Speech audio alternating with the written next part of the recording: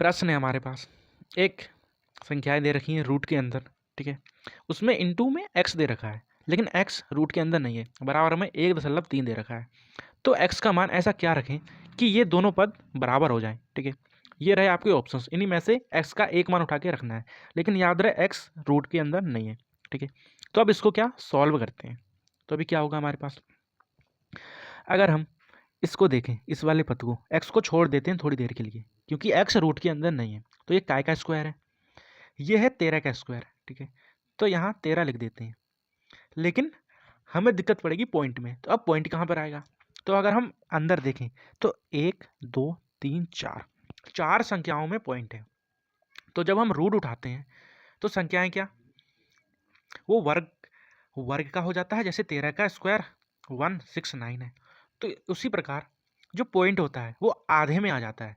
जैसे हमारे पास चार संख्याओं के बाद पॉइंट है, तो जब रूट हटेगा तो दो संख्याओं के बाद पॉइंट लगेगा, ठीक है। अगर हमारे पास छह संख्याओं में पॉइंट होता, तो जब रूट हटाते तो तीन संख्याओं में पॉइंट लगता, ठीक है। ये बात समझ में आई, ठीक है। इनटू में हमारे पास क्या है x, और बराबर में क्या है 1.3।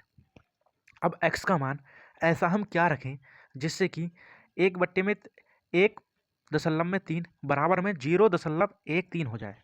तो अगर मैं x का मान 10 रख दूं, ठीक है, तो क्या मेरे पास ये दोनों पद बराबर हो जाएंगे।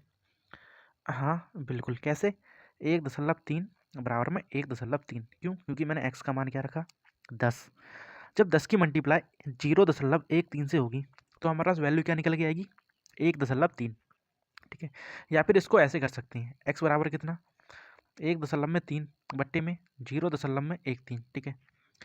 x का मान अगर मैं 10 रखूँगा तो इन दोनों की क्या मल्टीप्लाई होगी, और जब मल्टीप्लाई होगी तो यहाँ पर क्या आएगा 1.3, जो कि ये वाला पद और ये वाला पद दोनों क्या बराबर हो जाएंगे। x का मान 10 रखने पर ये दोनों पद क्या बराबर हो जाएंगे। तो इसका मतलब हमारा आंसर क्या हुआ, ऑप्शन नंबर सी 10, ठीक है। धन्यवाद।